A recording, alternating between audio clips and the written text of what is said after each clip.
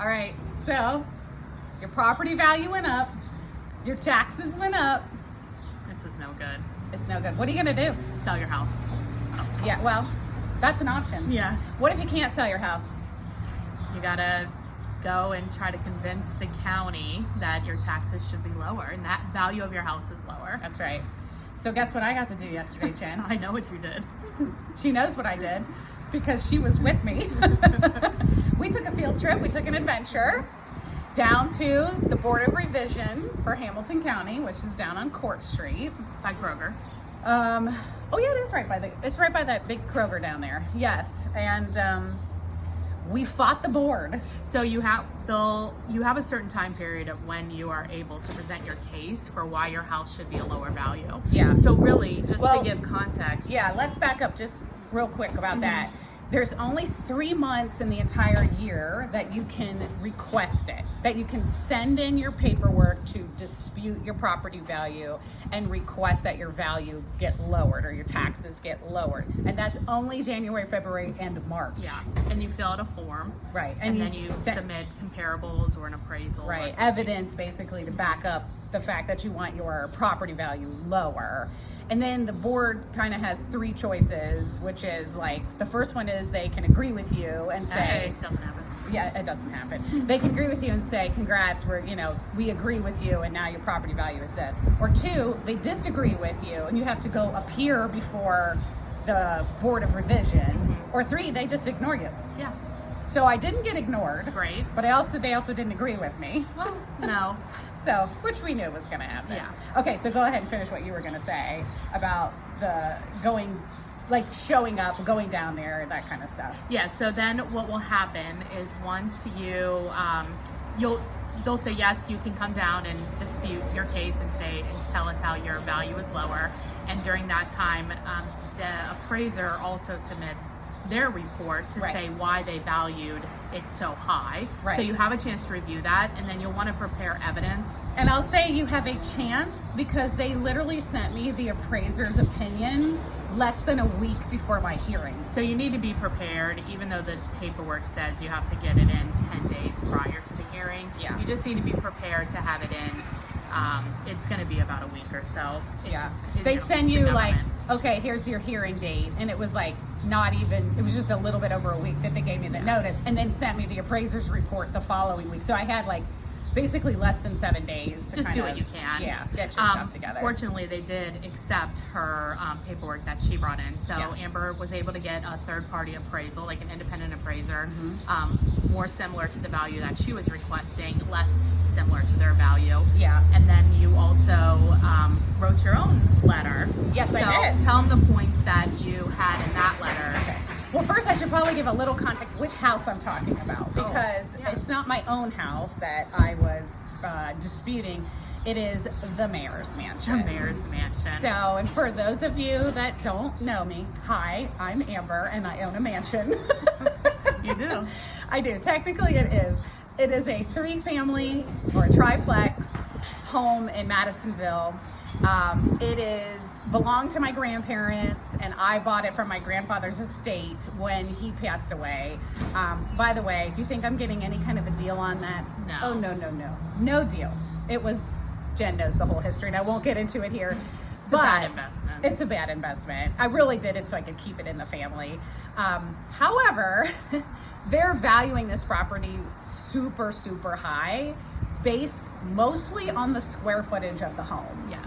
So that was something that I was refuting through this because when this house was built in 1907, it was custom built, one of a kind, for 2 brothers that wanted to live on the same land but not live directly with each other. So they built it as actually a duplex. So one apartment is on the bottom and one is on the second floor. And then there's a 3rd floor attic, which later was turned into an apartment.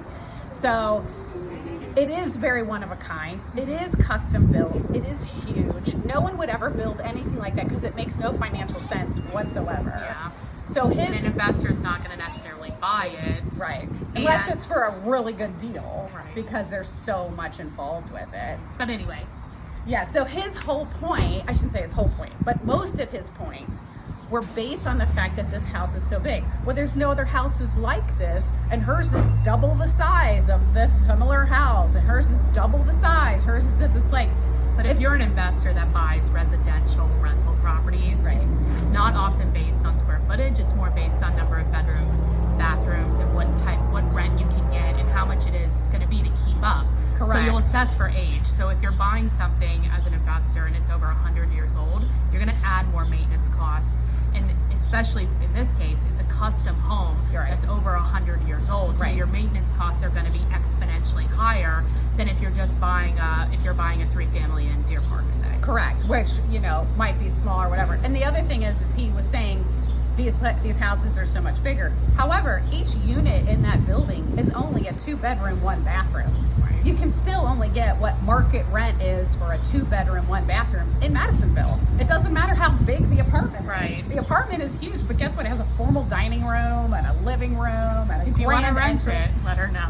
No, it's filled. It's filled right now. I got good tenants in there right now. But I Hopefully think they're staying. Yeah, right. But the point is, so you'll get the letter and you'll be able to see what the appraiser, his commentary on why they appraised it at that value. Right. So what you want to do is prepare a statement based on that letter, disputing those specific points and Right. providing evidence as to why you believe that your value is more accurate than theirs, because they do only a drive-by. They're not into the property. Right, they and don't come into the see- property. Yeah. They only look at pictures that they can find online, and maybe they'll drive by. Yeah. That's it. Yeah, but you're disputing, you want it logic-based.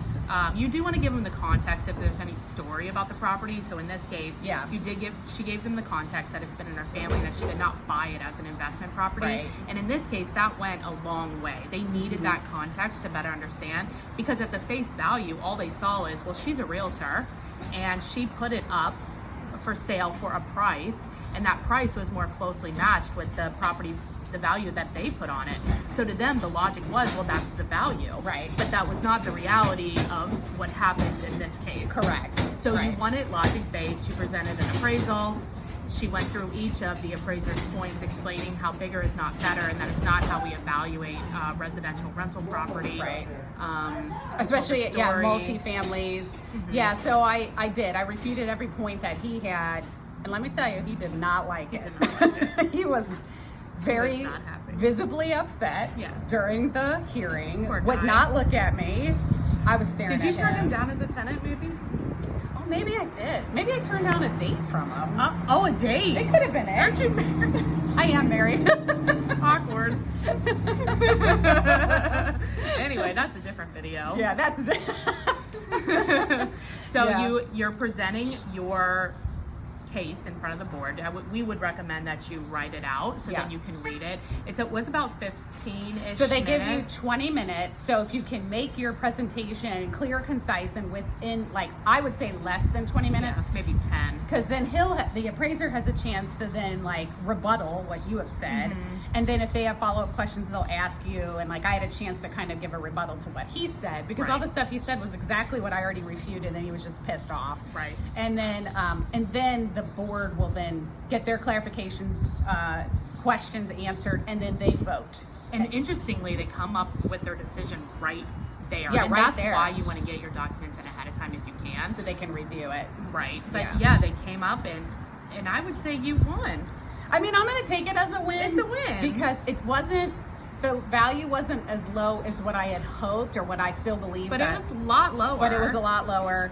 And so I did walk away feeling like, good, they did.